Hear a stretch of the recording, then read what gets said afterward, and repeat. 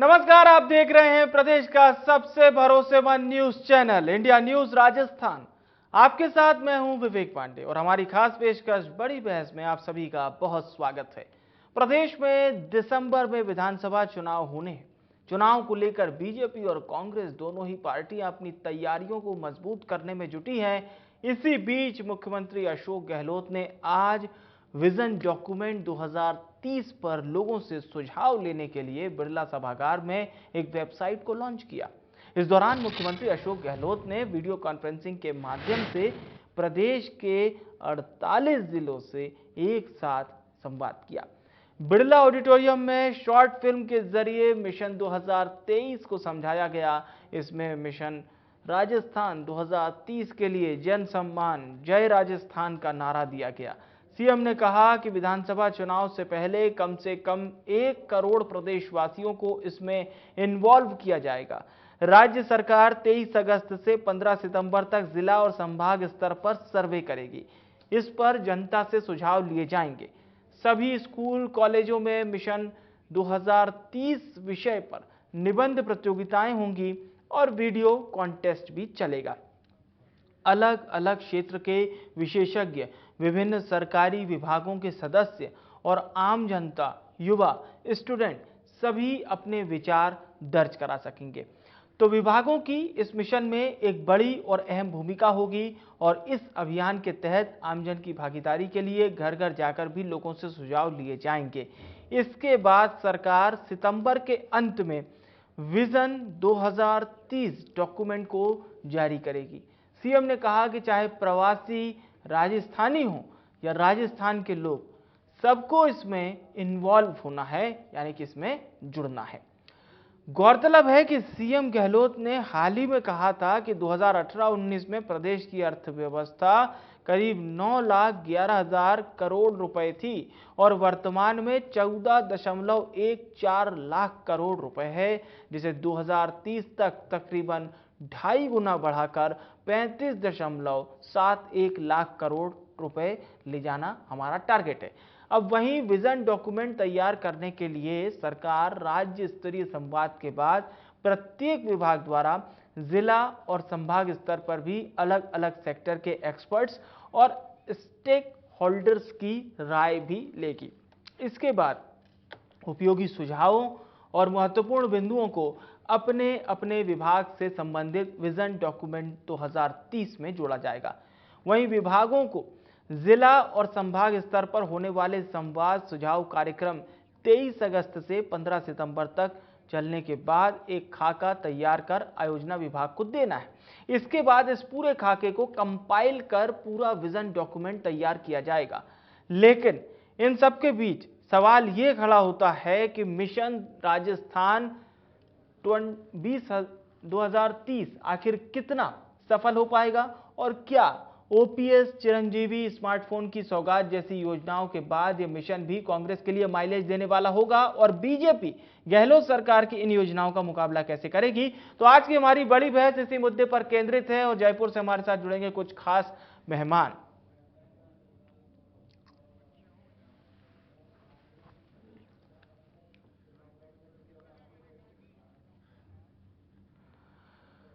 तो आज की बड़ी बहस का सिलसिला शुरू करें उससे पहले आपको सीएम गहलोत का वो बयान सुनवा देते हैं। इस प्रकार मैंने कहा कि राजस्थान में आज ये मैं क्यों कह रहा हूं, मैंने प्रधानमंत्री जी से रिक्वेस्ट की है कि आप पार्लियामेंट में 5वां कानून पास करो, राइट टू सोशल सिक्योरिटी। हम यहाँ करीब 1 करोड़ लोगों को पेंशन दे रहे हैं। अभी मैंने कम से कम 1000 रुपये कर दिए। दिव्यांगों को भी, विधवाओं के भी, एक नारी को भी, बुजुर्गों को भी। तो आप सोच सकते हैं कि हमारी जो सोच है वो है किस प्रकार हर परिवार कम से कम जिंदगी जीने का जो मिनिमम उसका रिक्वायरमेंट है वो पूरा हो सके। कोरोना के अंदर मैं फिर कहना चाहूंगा आपको, मैंने ढूंढवाया लोगों को, 32 लाख लोगों को जो डेस्टिट्यूट थे। लॉकडाउन था, घरों लोग बंद थे, जितने ठेले वाले थे, रेजे वाले थे, सड़कों में बैठते थे, उनकी दुकानें बंद हो गई, ठेले बंद हो गए, खरीदना कौन आया, बाहर निकल नहीं सकते घर से। तब मैंने उन सबको जो ऐसे लोग थे, उनको सर्वे करवाया। डेस्टिट्यूट थे, उनको सर्वे करवाया। रात को रेनोवेशन सोने वाले को उनको ढूंढा। हर व्यक्ति ढूंढ के 32-33 लाख लोगों को मैंने 5 बार में 5,500 रुपये भेजे उनके घरों में डीबीटी के लिए, कम से कम वो अपने घर का खर्चा चला सके। इस प्रकार से हम लोगों ने उस पर ध्यान रखा था। तो मैं आपको कहना चाहूंगा, आईटी में हम नंबर 1 है देश के अंदर। आप सोच सकते हैं आईटी में नंबर 1 है। वहां भामाशाह केंद्र बना हुआ है, यहाँ पर हाल ही पिछली गवर्नमेंट बनाया उसको, पर मैं अप्रिशिएट करूंगा अच्छा काम किया। डाटा सेंटर आज नंबर 1 है देश के अंदर ही है। तो हर क्षेत्र में हम लोग आगे बढ़ते जा रहे हैं। लंबी लिस्ट है हमारे पास में, किन किन क्षेत्र में राजस्थान नंबर 1 है देश के अंदर। हमें गर्व होना चाहिए राजस्थान वासियों को। आज हम ऐसी स्थिति में आए हैं जब हम लोग जो हैं आप सबके सहयोग से, आप सबको बुलाया गया, कैटेगरी बना के बुलाया गया आज आपको, और आप सब पधारे हो। मैं समझता हूं कि मैं आपका शुक्रिया अदा करता हूं कि आप लोगों में जज्बा है और ये भावना भी है कि हम कैसे कंट्रीब्यूट करें हमारी फ्यूचर आने वाली जनरेशन के लिए।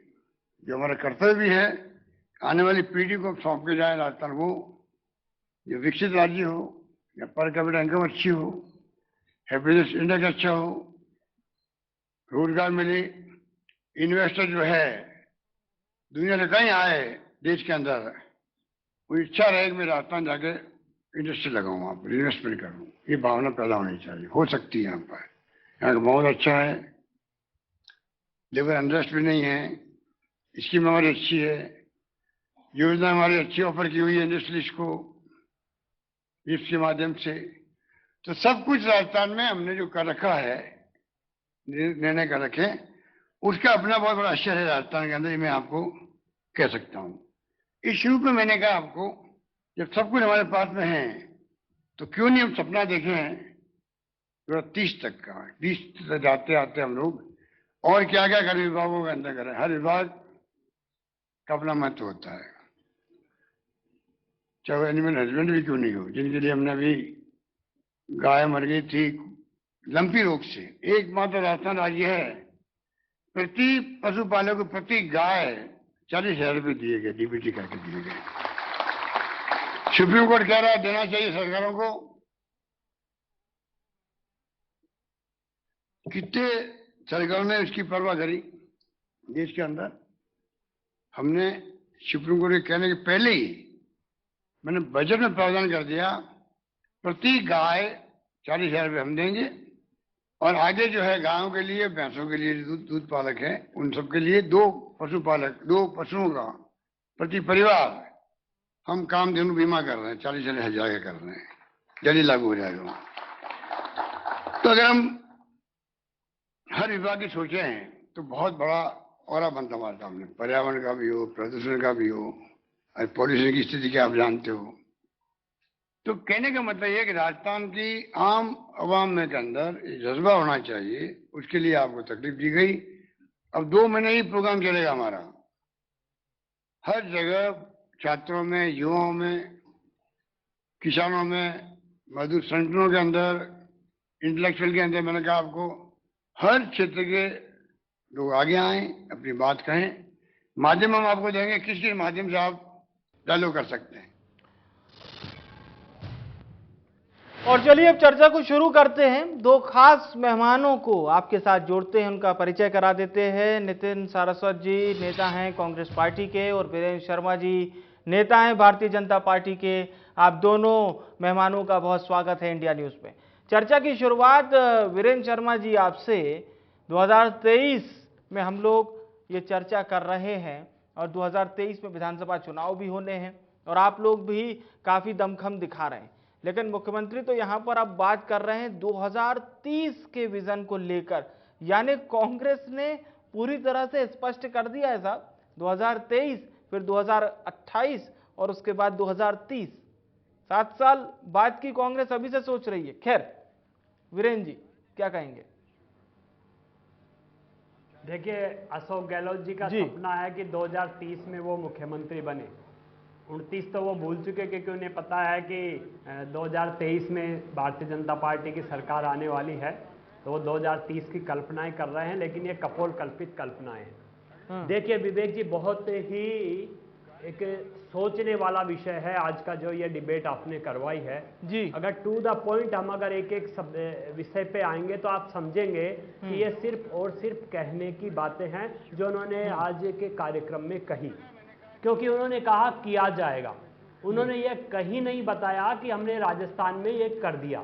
आप राजस्थान की स्थिति देखिए, हमारे यहाँ पे 23,489 करोड़ का घाटा है। 2022-23 का बजट घाटा 23,489 करोड़ का घाटा है।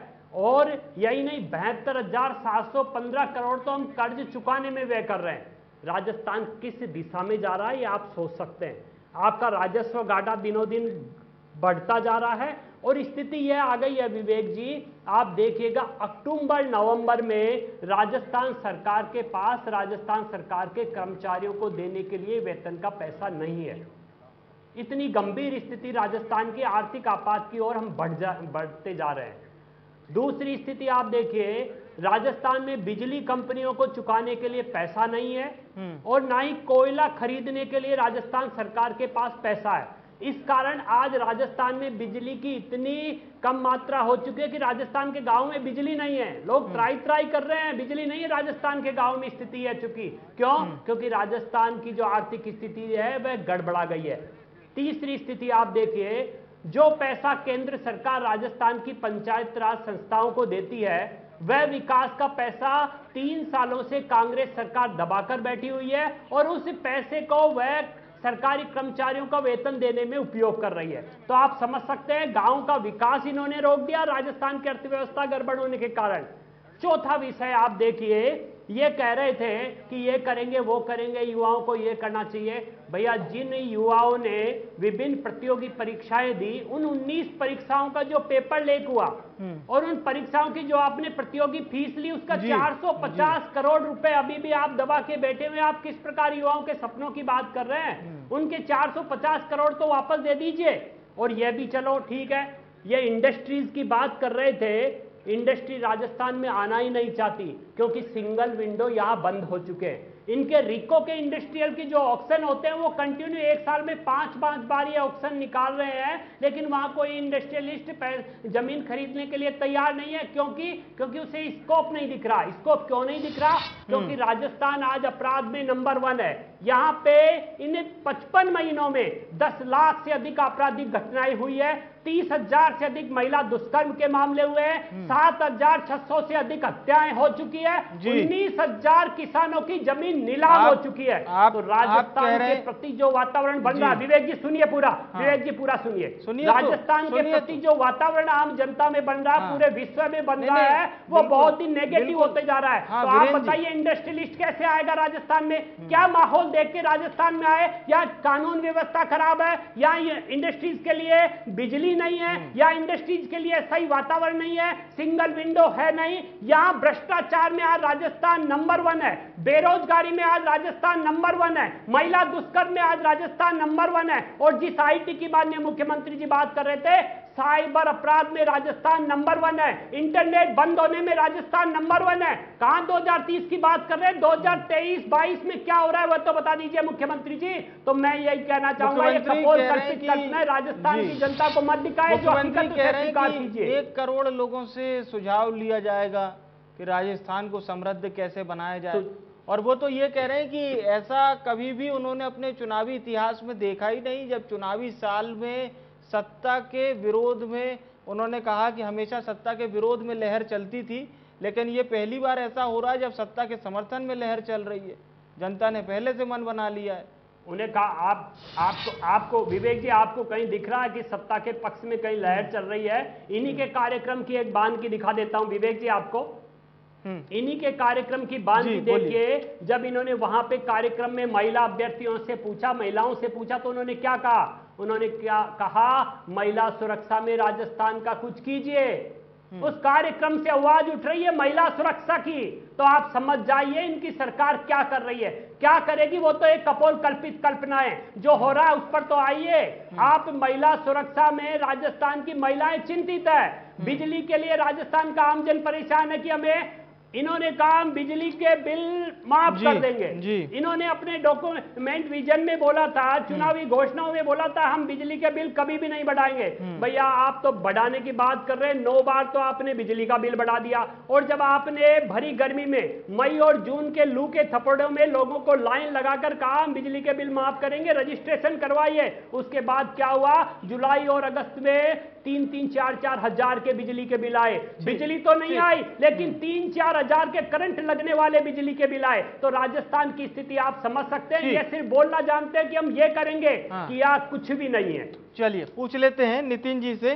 नितिन जी, अब आपको भी पर्याप्त समय दिया जाएगा अपनी सरकार के बारे में जानकारी पहुंचाने के लिए भी हमारे दर्शकों तक।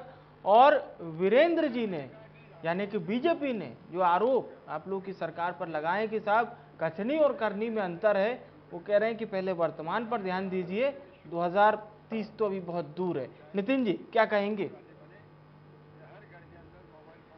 देखिए, आज जो मेरे साथी ने विवेक जी जो भी बातें रखी, मुझे लगता है कि आज बहुत बड़ा दिन था, क्योंकि इसमें बात ना कांग्रेस पार्टी के नंबर 1 बनने की थी, ना बीजेपी पार्टी के नंबर 1 बनने की थी। इसमें जो विजन डॉक्यूमेंट जो प्रस्तुत किया जाता था वो राजस्थान को नंबर 1 बनाने का था।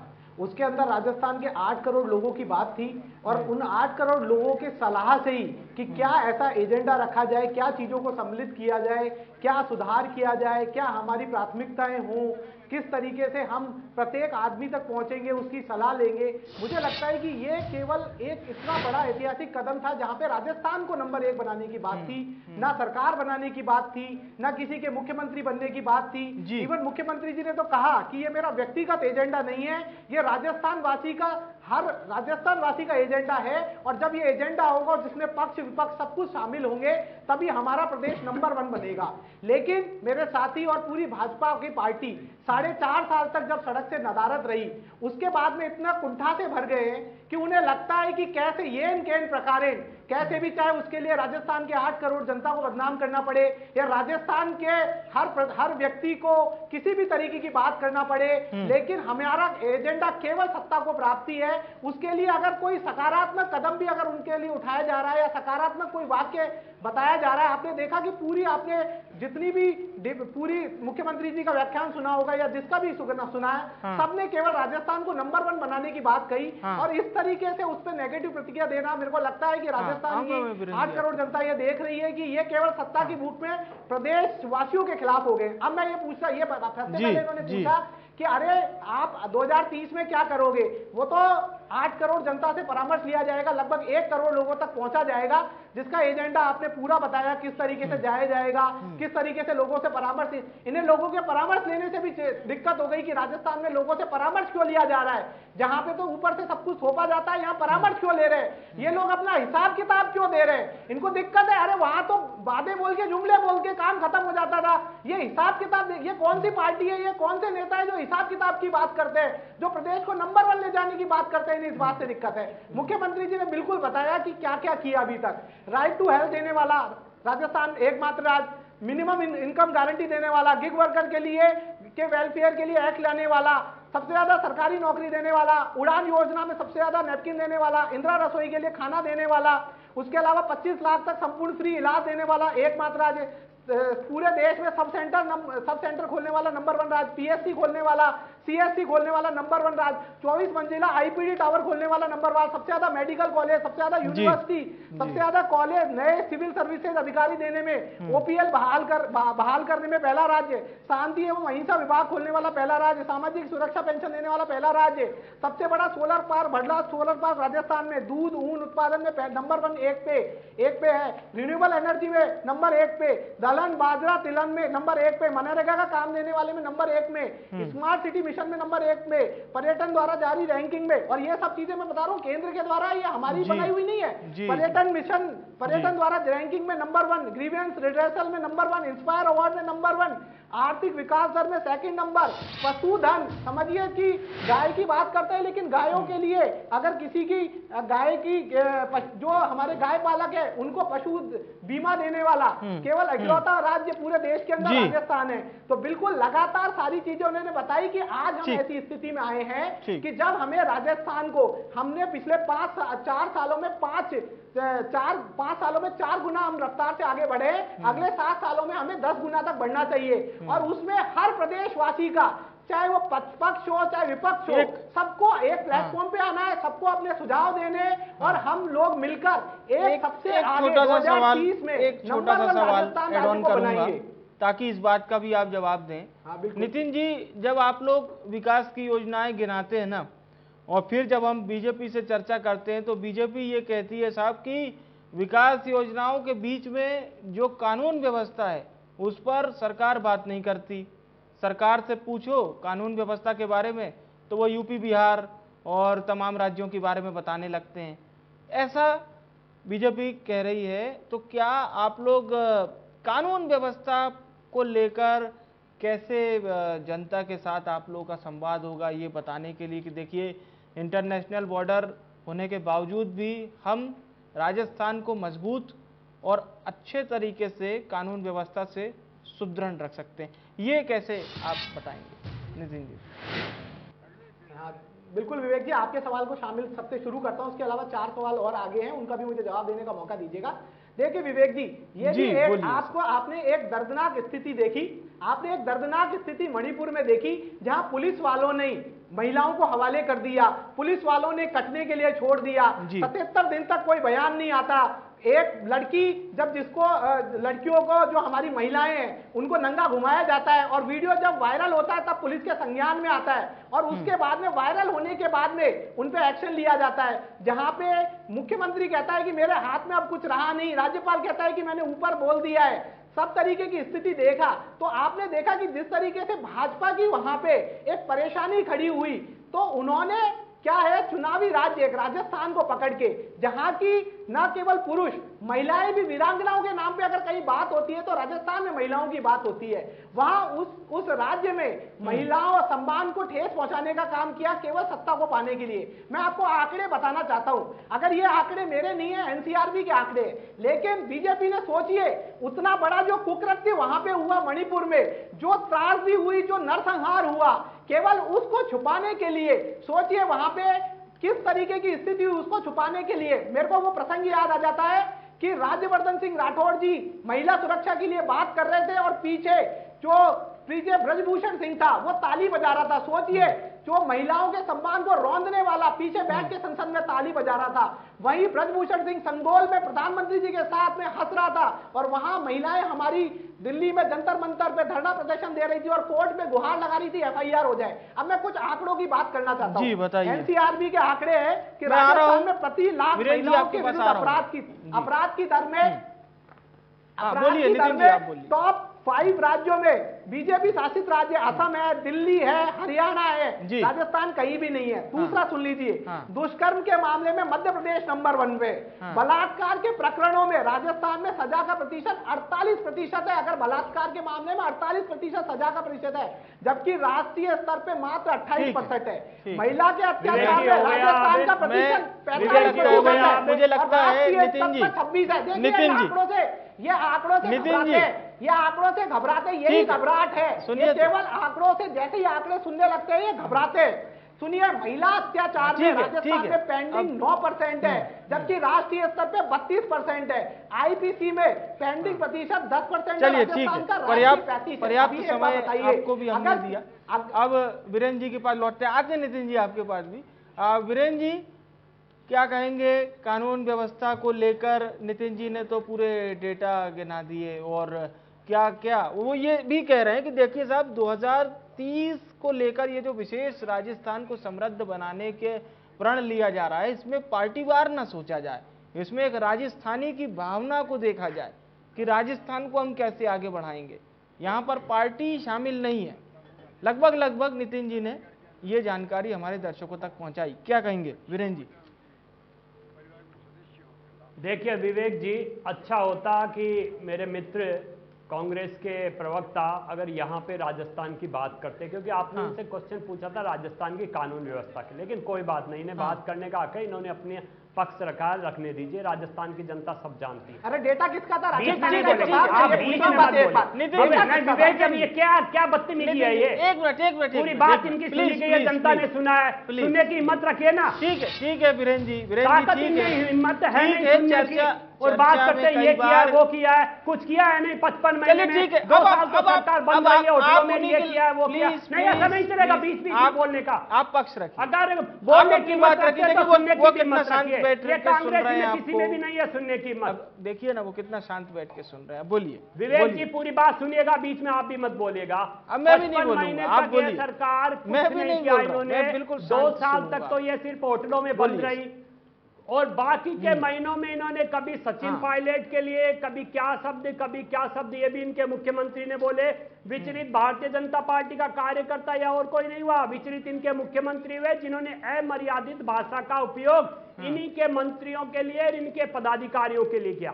इन्हीं के कांग्रेस सरकार के मंत्रियों पर इन्हीं के एमएलएओं ने, विधायकों ने भ्रष्टाचार के गंभीर आरोप लगाए। भरत सिंह जी, दिव्या मदेरणा जी, रहने को एमएलए जिनका नाम अगर लूंगा तो मेरे मित्र की नीचे की कुर्सी खिसक जाएगी, लेकिन उसके बावजूद भी कुछ भी नहीं किया। भ्रष्टाचारियों पर कार्रवाई के नाम पे राजस्थान 0। ये बात कर रहे थे अपराधों की, भैया राजस्थान महिला अपराध में नंबर 1 क्यों है? दलित अपराधों में राजस्थान नंबर 1 क्यों है? महिला अपराधों में राजस्थान नंबर 1। आप देखिए 30,000 दुष्कर्म की घटनाएं राजस्थान में हुई, और ये शर्मसार करने वाली बात कर रहे थे मेरे मित्र। भीलवाड़ा में एक बच्ची के साथ बलात्कार करके उसे भट्टी में झोंक दिया जाता है। दौसा में एक बच्ची की कुएं के अंदर लाश मिलती है। अलवर की घटना को याद कीजिएगा, उदयपुर में एक आदमी का सिर कलम कर दिया जाता है, और इनके एमएलए के पुत्रों के ऊपर जिस प्रकार बलात्कार के आरोप लगे, इनके मंत्री के बेटे के ऊपर बलात्कार के आरोप लगे, उनका जवाब खुद देंगे। इनके पास जवाब देने लायक कुछ नहीं है, इनके पास सिर्फ और सिर्फ होती घोषणाएं और बात करने के सिवा कुछ भी नहीं है। 55 महीनों में इन्होंने राजस्थान को क्या दिया, एक एक करके सुनिए विवेक जी। इन्होंने 10 लाख अपराध की घटनाएं राजस्थान को दी। इन्होंने राजस्थान में 19,600 किसानों की जमीन नीलामी की। इन्होंने क्या कहा था घोषणा में? इन्होंने घोषणा में कहा था कि हम किसानों का ऋण माफ करेंगे। उस किसान का 5% किसानों का ऋण माफ भी नहीं हुआ, और 19,000 किसानों की जमीन नीलाम कर दी। राजस्थान में पहली बार हुआ कि किसानों ने आत्महत्या की, कलेक्ट्री के अंदर किसान ने आत्महत्या की। इनके किसी भी नेता का पसीना नहीं आया कि आखिर किसानों के साथ ऐसा क्यों हो रहा है। राजस्थान में बिजली महंगी क्यों हुई? इन्हीं की सरकार के कारण हुई। इन्होंने बजट में इन्होंने क्या बोला घोषणाओं में कि हम एक बार भी बिजली का बिल नहीं बढ़ाएंगे। 9 बार बिजली की वृद्धि इन्होंने की। और रही बात राजस्थान में कानून व्यवस्थाओं की, 7,600 लोगों की हत्याएं हुई है इस 55 महीने में राजस्थान में। और गिनाऊं आपको, 19 परीक्षाओं के पेपर लीक हुए राजस्थान में। कितने लाख अभ्यर्थियों को बेरोजगारी का सामना करना पड़ा, कितने लोगों के सपने ही बनकर रह गए। और भी देखना चाहते हैं, राजस्थान में बेरोजगारी जो 7 लाख थी वह 55 लाख पर पहुंच गई है। इन्होंने कहा था हम बेरोजगारी भत्ता देंगे, 7 लाख में से 7 लोगों को भी बेरोजगारी भत्ता नहीं दे पाए, अब 55 लाख बेरोजगार हो गए। किस दिशा में लेके जा रहे राजस्थान को? बातें बहुत बड़ी बड़ी कर सकते हैं विवेक जी, और आप भारतीय जनता पार्टी जो कर रही है उसके ऊपर तो ये कांग्रेसी मित्र विश्वास नहीं करेंगे। लेकिन इन्हीं के मंत्री ने क्या कहा था विधानसभा में? लाल डायरी किसकी निकाली है? इन्हीं के एमएलए क्या कह रहे हैं विधानसभा में? दिव्या मदेरणा ने क्या कहा? भरत सिंह जी कंटिन्यू कहते जा रहे हैं जिस दिन से पहला, सुनिए पूरी बात। प्रथम वर्ष से इस सरकार के पहले साल से भरत सिंह जी कहते आ रहे हैं कि भैया खान मंत्री घोटाले पे घोटाले किए जा रहा है, उनके ऊपर क्यों नहीं इन्होंने एक्शन लिया? और इनके मंत्री ने महिलाओं का अपमान करके क्या कहा था विधानसभा में कि यह प्रदेश तो मर्दों का प्रदेश है। बलात्कार पर ऐसी बात करने वाले इनके मंत्री को उसी दिन तत्काल बर्खास्त क्यों नहीं किया इनके मुख्यमंत्री ने? क्योंकि इन्हीं के मुख्यमंत्री की यह अमर्यादित टिप्पणी महिलाओं के लिए थी कि ये छोटी मोटी घटनाएं तो होती रहती है। किस प्रकार की सरकार चला रही है आपकी सरकार, कांग्रेस की सरकार? किस प्रकार के बोल बोलते हैं? आपके सीधे सवाल पर पूछ लेते हैं। मर्दों का प्रदेश है, इसके ऊपर जवाब देंगे मेरे कांग्रेस पूछ लेते हैं आपके सीधे सवाल। साइबर अपराधों में राजस्थान नंबर 1 कैसे बन गया? चलिए। जवाब है इनका कुछ आपके पास? अब पूछ लेते हैं आपके सवालों पर जवाब नितिन जी से। सिलसिलेवार सवाल किए गए हैं नितिन जी।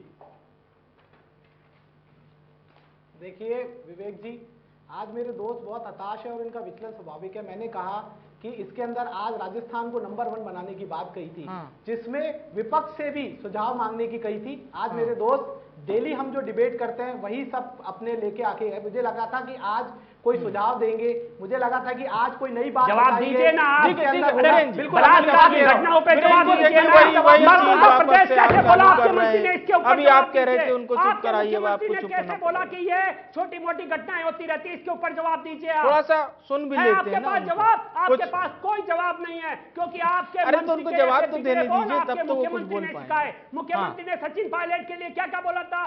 नाकारा, निकम्मा, और क्या बोला था? हमारी पार्टी में भी एक बड़ा कोरोना आ चुका है। इसका जवाब है मेरे मित्र के पास।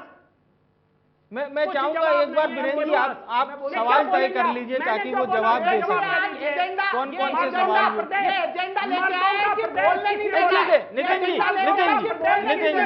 देखिए बड़ी अच्छी चर्चा, बड़ी अच्छी चर्चा, बड़ा अच्छा संवाद अभी तक हुआ है। मैं चाहता हूँ वीरेंद्र जी, वीरेंद्र जी, अब एक छोटी गुजारिश आपसे वीरेंद्र शर्मा जी। जवाब दें पहले। वीरेंद्र शर्मा जी, किसने बोला था? महिलाओं की आप बड़ी सुनिए बड़ी तो, अब बातें कर नितिन जी रहे कुछ थे नहीं ये। कह रहे, महिलाओं नितिन जी की चुप बड़ी बड़ी बैठे। बातें कर रहे थे। सुनिए इनके तो। मंत्री ने कैसे बोला मर्दों का प्रदेश? ठीक है। राजस्थान में बलात्कार की घटनाओं पर वीरेंद्र शर्मा जी, थोड़ा सा अब हम संवाद करें, थोड़ा संवाद करें। बात कर रहे हैं महिला, कांग्रेस को महिलाओं के बारे में बात करने का अधिकार नहीं है, क्योंकि इनके मुख्यमंत्री ने बोला कि छोटी मोटी घटनाएं होती रहती है। क्यों नहीं जवाब दे रहे? जवाब दीजिए पहले। चलिए अब आपने पूछ लिया सवाल, आपने सवाल पूछ लिया। अब मैं चाहूंगा आप जवाब मांगिए ना। हाँ ठीक है, मैं विवेक जी जवाब मांगिए। आपने इन्हें इतना समय दिया, इन्होंने अपनी पूरी अच्छा बातें ठीक है। अब रखी। वीरेंद्र जी अब सुनिए तो, अब आप पूछ चुके, अब आप बहुत सवाल पूछ चुके हैं, बहुत सवाल पूछ चुके हैं। मैं चाहूंगा कि अगर आपने प्रश्न पूछे हैं तो उसके जवाब भी सुनिए। जवाब सुनिए आप जवाब सुनिए। चलाओ तेज बोलो, जवाब सुनना ही नहीं चाहते। ठीक है जवाब नितिन सुनना जी, नहीं चाहते। नितिन जी प्लीज अब आपकी बारी, बोलिए। देखिए सबसे पहले इन्होंने भ्रष्टाचार की बात कही जी। मैं ये बताना चाहता हूँ राजस्थान के हर प्रदेशवासी, और आप तो बहुत वरिष्ठ पत्रकार हैं, आपको पता होगा कि भ्रष्टाचारियों की खैर नहीं इस भाजपा वाली की सरकार की यही नारा चला था जब ये राजस्थान से गए थे। और आपको पता है हमने और आपने सड़क पे निकल के काला दिन बनाया था जब विधानसभा के अंदर भ्रष्टाचारियों को बचाने का बिल लाया था। और हम लोग जब सड़क पे निकले भ्रष्टाचारियों को बिल को वापस लेना पड़ा था। उस लाल डायरी का जवाब है। हमारे दर्शक जो लाल सुन डायरी रहे हैं उनको भ्रष्टाचार की लाल डायरी पर जवाब है आपके पास। वीरेंद्र जी आपने बहुत सिलसिलेवार सवाल किए हैं, आप प्लीज जवाब सुनिए।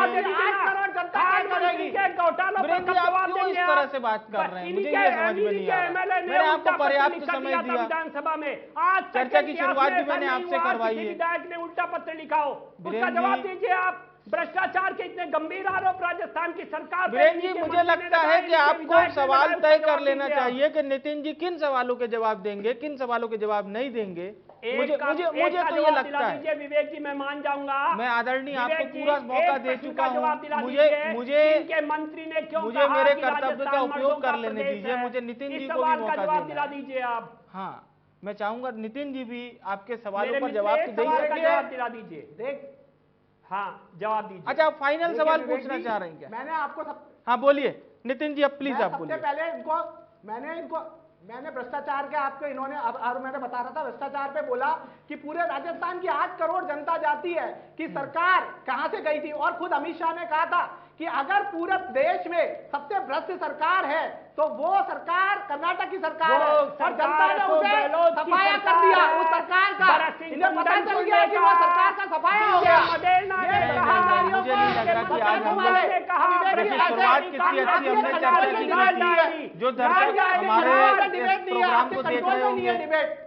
विवेक जी शुरुआत बहुत अच्छी हुई चर्चा की, लेकिन वीरेंद्र जी देखिए लाल डायरी का भ्रष्टाचार, मर्दों का प्रदेश, सुनिए तो वीरेंद्र जी, जवाब दीजिए इनके ऊपर। वीरेंद्र शर्मा जी सुनिए तो, पहले इनके ऊपर जवाब दीजिए। वीरेंद्र शर्मा जी अब सुनिए, अब आप मेरी बात सुनिए प्लीज प्लीज, वो तो देंगे जवाब। अब 1 मिनट आप मेरी बात सुनेंगे। लाल डायरी का इतना बड़ा डर हो गया है, लाल डायरी का इतना बड़ा डर हो गया कि मिर्ची तक का कलर इन्होंने बदल दिया। वीरेंद्र जी आप मेरी बात सुनेंगे प्लीज। देखिए हर चर्चा का दस्तूर ये होता है कि वो जब कह रहे थे तो आप सुन रहे थे, और जवाब आप जब कह रहे थे तो दीजिए। वो सुन रहे मर्दों के हैं। प्रदेश अगर इस से तरह के मेरे बीच मित्र में का क्या आके हम लोग वक्तव्य एक एक है? सवाल को खड़ा कर देंगे तो कोई मर्दों चर्चा के नहीं कर प्रदेश पाएगा। के ऊपर इनका वक्तव्य दिला अरे दीजिए। विवेक जी, इनकी आज इन्होंने ट्रेनिंग हुई है, महिलाओं हमारे आप पास तो इनकी आप इंटरनल कितने खबर सवाल रहती है कि पूछना अपने पास चाहते हैं? दिखाने के भारतीय लिए कुछ जनता है पार्टी नहीं। कितने अपने सवाल पास पूछना दिखाने के चाहती लिए है? कुछ है नहीं, आप केवल डिबेट एक में जाके एक हंगामा सुनिए करो। तो एक हम अलग से प्रोग्राम कर लेंगे, उसमें सिर्फ बीजेपी के सवाल होंगे, पर ऐसे चर्चा मत करना। हमारे पास तो पूरी खबर है कि ये केवल एजेंडा चलाना है। नहीं, आप जैसे वरिष्ठ सुनिए तो, पत्रकार को भी नितिन जी, बोलने मुझे नहीं बोलने देना है। दीजिए, प्लीज। पूरी नितिन जी। डिबेट को डिरेल कर देना है, ना किसी की ठीक सुनना है। है, ना किसी से बात करना है। इनका एजेंडा ही है। नितिन जी, ये एक- भाजपा वाले एक मिनट 4.5 चाहूंगा साल मैं। जमीन पे रहे नहीं, अब ये इतने ज्यादा इतनी ठीक है। उत्साह से बढ़ चुके हैं, इन्होंने एजेंडा ठीक- सेट किया है ठीक है, कि ठीक है। किसी को भी डिबेट नहीं करने देना, अपनी बात नहीं रखने ठीक। देना, चिल्ला चोट करना है, चिल्लाना है और अपने पानी पी के चले आना है, क्योंकि अपन ने 4.5 साल कुछ नहीं किया, अपने पास कुछ नहीं है। हाँ। भाई करना नहीं, तो मेरा आपको मेरा था। सिर्फ ये कहना है, 55 आप दोनों महीने में 2 सम्मानित साल तो आप प्रवक्ताओं को, होटलों में खासतौर बंद से रहे वीरेंद्र जी, हैं। आपने फिर उसके बाद देखिए में 2 अब ये वक्तव्य आपके हुए, आपने बहुत अच्छे से अपनी बात रखी, नितिन जी ने सुना। करने का कोई फायदा नहीं है, हाँ। ऐसा डिबेट करने का कोई फायदा ही नहीं है जहां आपके बड़ी- कंट्रोल में ना बड़ी- हो बड़ी डिबेट। बात- चलिए ठीक है वीरेंद्र जी, अब मैं चाहूंगा अब मैं चाहूंगा अपने निर्णायक अंजाम की तरफ पहुंच रहे हैं। निर्णायक कर्म की घटनाओं पे क्यों नहीं हाँ। बोलते मेरे मित्र? ठीक है, अब वीरेंद्र जी अब आप प्लीज सुन लीजिए, प्लीज प्लीज बोलिए नितिन जी, और मैं उम्मीद करूंगा वीरेंद्र जी आप सुनेंगे। नहीं, गलत बात नहीं। विवेक जी पहले ये जवाब देंगे। तो ये जवाब दे रहे हैं ना, उनको पहले ये जवाब तो क्यों देने नहीं दिए? दीजिए। आप इन्होंने इंटरप्ट करेंगे बड़ी- इतनी बड़ी बार तो बातें कोई भी की। जवाब नहीं ये दे क्यों नहीं पाएगा। स्पष्टीकरण देते कि नहीं, इतना इंटरप्ट क्यों कर रहे हैं आप बताइए ना। दर्शक आपको भी देख रहे होंगे, आप बीजेपी को रिप्रेजेंट कर रहे हैं, इस तरह से सवाल पूछे जाते हैं। या तो आप डिबेट अगर वो जवाब देना चाह रहे हैं तो उनको सुनिए तो। एक जरा डिसाइड कर ले कौन डिबेट करा रहा है। हाँ ठीक है एक नितिन जरा जी, डिसाइड कर ले कौन डिबेट करा रहा है। आप करा रहे हैं अब या तो ठीक ये है, करा रहे अब हैं। ठीक है, अब ठीक है, ठीक है, ठीक है, बोलिए नितिन जी बोलिए। क्या ठीक है? देखिए आप, नहीं, क्या ठीक है? देखिए, मैं वीरेंद्र शर्मा जी, मैं समझ नहीं पा रहा हूँ कि ये किस तरह की आप डिबेट कर रहे हैं। राजस्थान की 8 करोड़ जनता के सामने उजागर हो गया है। आज राजस्थान वीरेंद्र शर्मा जी, आप किस तरह की डिबेट कर रहे हैं? मुझे तो समझ में ही नहीं आ मर्दों का प्रदेश की बात उजागर हो गई। ये मर्दों के नहीं, प्रदेश सीरियसली की बात मैं उजागर इस हो बात गई को है। बहुत आपके बहुत मुख्यमंत्री पुरजोर की बात तरीके से उजागर कहूंगा हुई। वीरेंद्र शर्मा महिलाओं जी। के लिए क्या कहा कि छोटी मोटी घटनाएं होती रहती है, दुष्कर्म की घटनाएं छोटी मोटी हो गई। उनको पूरी बात तो रख लेने दीजिए, जैसे उन्होंने आपको रखने दी। वो भी चाहते तो हो अल्लाह कर देते आपकी बात के बीच में। आपको पूरा अरे विवेक बोलने जी, का मैंने मौका तो इनकी मिला पूरी है। बात सुनिए। अरे हमारे पास काम है, हम लोग उस पार्टी उनको से बोलने अपना तो हो अल्लाह दीजिए। नहीं, ये तो हो अल्लाह करके ही अपना चल रहा है, ये बोलने बात- नहीं देना बात चाहते। कीजिए ना। ये तो राजस्थान की महिलाओं से 8 बड़ी करोड़ बड़ी जनता बातें तय करने वाले करेगी। क्यों नहीं बोलते? राजस्थान मर्दों की के 8 प्रदेश से करोड़ क्यों नहीं जनता तय बोलते आप? करेगी कौन बोलना चाहता है, कौन अपनी नहीं तो बात आप रख रहा है ऐसा कर और लेते हैं कौन वीरेंद्र जी केवल कि वो जब हताशा, बोले हर बार निराशा आप इंटरप्ट केवल कीजिए कुंठा उनको। से भरा हुआ इनका विचलन स्वाभाविक है, इनका हाँ। विचलन स्वाभाविक है। इनके पास अच्छा ना ठीक है, कोई विजन अब है, मैं सवाल कोई कर ना लेता नियत है, हूँ। ना बहुत नीति है, चर्चा हम इनका लोग विचलन बहुत स्वाभाविक चर्चा है। का समय जाया भी कर चुके हैं। नितिन जी, आप लोगों को ऐसा क्यों लगता है कि ये जो लगभग 4.5 साल के कार्य हैं गहलोत सरकार के, इसके बदौलत जनता आपको ही चुने और उस रिवाज को बदल दे जो तकरीबन 20-25 साल से चला आ रहा है कि साहब हर साल सरकार तो बदले, हर पंचवर्षीय में सरकार तो बदलेगी। ऐसा क्यों लगता है आप लोगों की इस बार कांग्रेस की ही सरकार सत्ता में बरकरार रहेगी? मैं आऊंगा वीरेंद्र जी आपके पास, अब हम नितिन जी को सुनेंगे। देखिए विवेक जी, मैं आपको अभी मैंने इतने सारे आपको काम लगातार गिनाए कि किस तरीके से हम राजस्थान को बहुत सारे पैरामीटर के अंदर हेल्थ सेक्टर में आज 7% जीडीपी का हिस्सा किसी राज्य का नहीं है। हेल्थ में आज चाहे सीएससी की बात हो, पीएससी की बात हो, आईपीडी टावर की बात हो, और कोरोना में जिस तरीके से आज राजस्थान का मॉडल अंतर्राष्ट्रीय स्तर पर भी खुद प्रधानमंत्री जी ने जिसकी सराहना की, इतना बड़ा काम किया। आज हमारे सरकारी कर्मचारी के लिए चाहे ओपीएस हो, आरजीजीएस हो, आज हमारे युवा के लिए चाहे खेल कूद वाले, अभी राजीव गांधी आप ओलंपिक देख रहे हैं, किस तरीके से 58 लाख लोगों ने उसके अंदर पार्टिसिपेट किया, गांव और शहर के अंदर। रोजगार के अंदर चाहे हमारे मनरेगा में सबसे ज्यादा काम हो, शहरी इंदिरा गांधी शहरी रोजगार गारंटी योजना हो, सबसे ज्यादा पूरे देश में सरकारी नौकरियां देने वाला हो, पेपर लीक के लिए जो हम लोगों ने बनाया, पेपर लीक के लिए जो कानून, उसको बीजेपी के राज्यों ने नकल करनी पड़ी। हमारी चाहे 500 रुपए की सिलेंडर की योजना हो, चाहे अनुप्रीति कोचिंग योजना हो, चाहे जो अभ्यर्थी है उनको बस के फ्री यात्रा हो, महिलाओं को 50% यात्रा हो, 500 रुपए के अंदर सिलेंडर हो, पशुधन बीमा योजना हो, इंदिरा गांधी शहरी गारंटी योजना हो, हमारी हर सामाजिक सुरक्षा पेंशन योजना हो, और ऐतिहासिक कदम राइट टू हेल्थ एक्ट हो, मिनिमम गारंटी एक्ट हो, गिग वर्कर के वेलफेयर के लिए एक्ट हो, हर तरीके से हमने एक्ट लाके, और ये अभी किसान की बात कर रहे थे, हमने किसानों की जमीन नीलाम ना हो उसके लिए रोडा एक्ट, जो आज राष्ट्रपति के पास लटका हुआ है, लेकिन ये इन लोगों ने जाके कभी उसके लिए आवाज नहीं उठाई। ERCP योजना के लिए जो 13 राज्यों के लिए पानी की, मेरे मित्र भी वहीं से आते हैं, कितनी बड़ी 2 लाख हेक्टेयर सिंचाई और 13 जिलों की 40% जनसंख्या जिस पानी के लिए निर्भर थी, प्रधानमंत्री अपना वादा करके गए, और केवल राज्य में दूसरी सरकार होने के कारण उस वादे को भूल गए, उस वादे का नाम लेने के लिए तैयार नहीं। और 25 सांसद और 73 विधायक वाली पार्टी एकदम शांत है, और उसका मंत्री कहता है कि अगर राजेंद्र जी, वो बीजेपी की सरकार की भी नहीं कहता, अगर राजेंद्र जी तुम्हारी सरकार बनी तो मैं तुम्हें 46,000 करोड़ दे दूंगा। तो ये पूरी जनता देख रही है। मैंने लगातार आपको बताया कि हमने कैसे राजस्थान को एक अग्रणी राज्य के रूप में स्थापित किया है, और यही विजन डॉक्यूमेंट था कि 2030 में भी होगी। अब ये किसानों की बात करते हैं, 700 किसानों के हत्यारे। अभी थोड़ी दिन पहले आया कि एक NRI की सलाह पे वो 3 काले कानून लाए गए, एक NRI की सलाह पे वो 3 काले कानून लाए गए, जिसमें 700 किसानों की मृत्यु हो गई, और जिसको नो डेटा अवेलेबल कह के संसद में उन्होंने अपने हाथ झाड़ लिए थे, उनको श्रद्धांजलि भी नहीं दी थी। जो प्रधानमंत्री कहते थे कि इनके लिए MSP लीगल होनी चाहिए, आज वो उसकी बात नहीं करना चाहते। लेकिन राजस्थान की सरकार है जिसने 2000 यूनिट बिजली किसानों को फ्री दी, 5 रुपए दूध के लिए अनुदान दिया, उसने पशु बीमा 40,000 का 2 पशुओं के लिए पशु बीमा योजना दी, वो किसानों के लिए हर समय लगातार खड़ी रही। 21 लाख किसानों का 15,000 करोड़ रुपए माफ किया गया, और बाकी का माफ करने के लिए भी आप पूरे मीडिया के साथियों के तहत पूरे हमारे विधायक, सांसद, हर पत्र के माध्यम से, हर तरीके से प्रधानमंत्री से अनुरोध किया कि आप बस एक बार पैसा बता दीजिए, या आपके परिव्यू में आता है, बस एक बार बता दीजिए, उसको भी माफ कर देंगे। लेकिन ये लोग जो रोडा एक्ट में रोडा अटकाने के काम करते थे, वो किसानों का कभी भला नहीं चाहते थे। अब ये पेपर लीक की बात करते हैं, मैं गारंटी देता हूं, अगर यहां पे जाने से पहले ये बता दे, इनके टाइम पे 13 पेपर लीक हुए थे, एक भी अपराधी अगर जेल में हो जिसको सजा हो, तो मैं गारंटी दे सकता हूं, ये अगर बता जाएंगे तो मैं गारंटी देता हूं हमारे टाइम में उन अपराधियों को पकड़ा गया, बुलडोजर भी चलाया गया, और सख्त से सख्त कानून लागू किया गया। आज हमारी योजनाओं को भाजपा की सरकार लागू करने के लिए बेबस है, हर जगह ना चाहते हुए भी उन्हें लागू करना पड़ रहा है। हर मंच से प्रधानमंत्री को उन योजनाओं की तारीफ करनी पड़ रही है। एक लास्ट बात, हमारे दोस्त, मैंने जो आंकड़े बताए थे वो अपराध के लिए ही बताए थे, आप सुन नहीं पाए, लेकिन इन्होंने कितना बड़ा झूठ बोला। दलित अपराध में राजस्थान नंबर 1 नहीं है, जहां पे आदिवासी और दलित के ऊपर पेशाब किया जाता है मध्य प्रदेश, वो नंबर 1 है। महिला अपराध में इन्होंने फिर झूठ बोला कि राजस्थान नंबर 1 है, बिल्कुल नंबर 1 नहीं है। महिला अपराध के अंदर, महिला के साथ अत्याचार के अंदर, बलात्कार के बाद में हत्या के नंबर 1, एसिड अटैक में नंबर 1 कोई राज्य है तो उत्तर प्रदेश है।